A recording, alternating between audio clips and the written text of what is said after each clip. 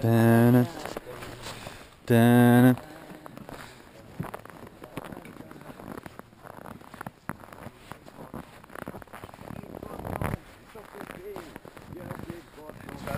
Tu fais là?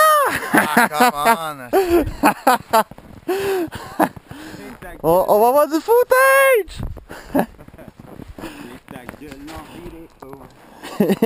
Tu fais là, man! J'ai ta crotte en vidéo! Ah ouais, mais tu vas là tout ça à rentrer, d'abord. Oh, ça c'est plate. Écarte-toi une fesse, Mathieu! Hey, regarde les conseils, là. Puis, comment tu files? Le moral le matin est toujours plus difficile un peu. Un bon café, puis ça se remonte. Là, cette nuit, on a eu la bâche qui a défoncé. Ça a collé sa tente. Toute la givre va rentrer par en dedans. Les slips des deux côtés latéraux sont mouillés, glacés. Dom n'a pas passé une belle nuit. Ouais, non, mes pieds ont gelé raide. Mais là, matin, je suis correct, là. Fait que le topo aujourd'hui, Oui? on a tenté de monter la rivière.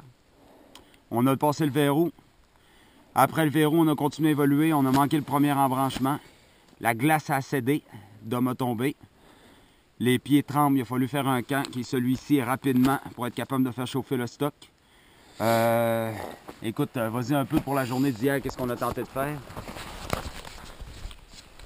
Ben, hier, on s'est réveillé de 1. On devait passer la journée ici. Ce qui est arrivé, c'est qu'on s'est monté un beau campement. On a essayé de faire du feu. J'ai réussi à sécher mes bottes par miracle. Après ça, que vers 1h, on a décidé d'aller voir un peu par en haut si le chemin était accessible pour monter, pour continuer notre chemin parce qu'on s'était fourvoyé de sentier au début. On a pogné l'embranchement gauche alors on avait pogné le ruisseau à droite, mais on l'a jamais vu tellement que c'était enneigé puis que le sentier était très mince. Donc on a continué à monter. Quand je suis tombé, il a fallu faire un campement. C'est là qu'on a regardé les cartes puis qu'on s'est aperçu qu'on était pas mal, qu'on était sur l'autre rivière en fin de compte. Ce qui est arrivé, c'est qu'on a coupé directement dans le bois par là pour aller rechercher l'autre rivière qui est à peu près à 150 mètres. On l'a trouvé, puis quand on l'a trouvé, l'escarpement était vraiment trop haut pour qu'on puisse descendre. Fait qu'on a continué un peu sur la berge. On a trouvé une place qui était plus facile de descendre. On a été voir la rivière de quoi qu'elle avait l'air.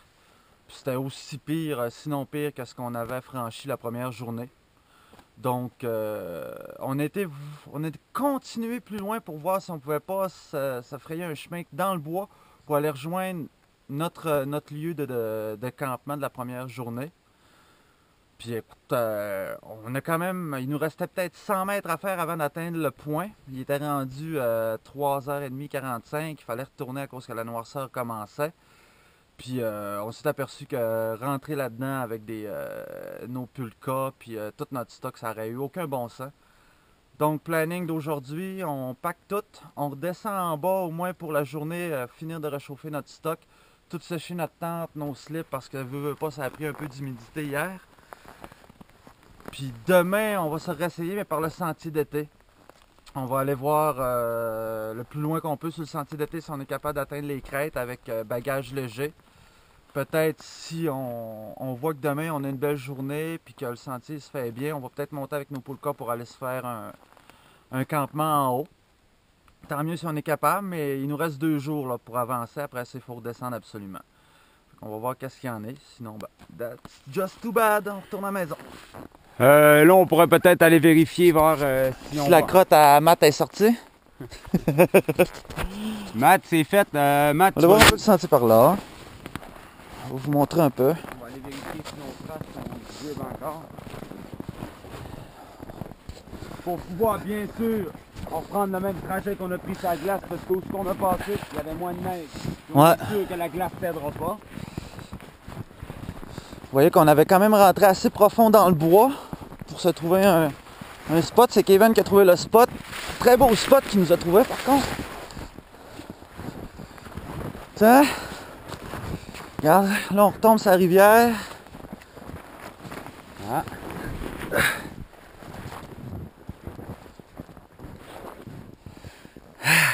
Putain que c'est beau par contre. Ouais. Mais c'est pas la bonne rivière, fait que ça donne rien de continuer là-dessus. Donc, il va falloir descendre par là.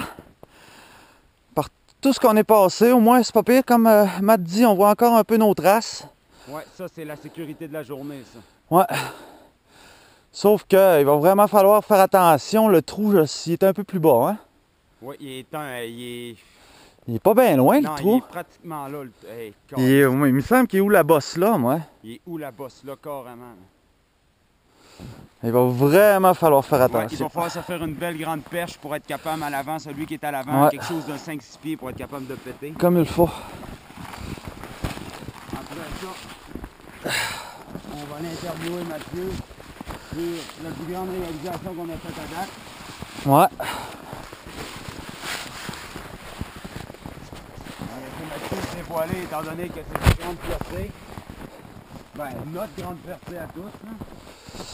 Là. Parce que tabarnak qu'on est fort! Oh, Mathieu, t'es en fonction? on a donné, on a donné. On m'a donné certain. T'es-tu rabier? Ouais.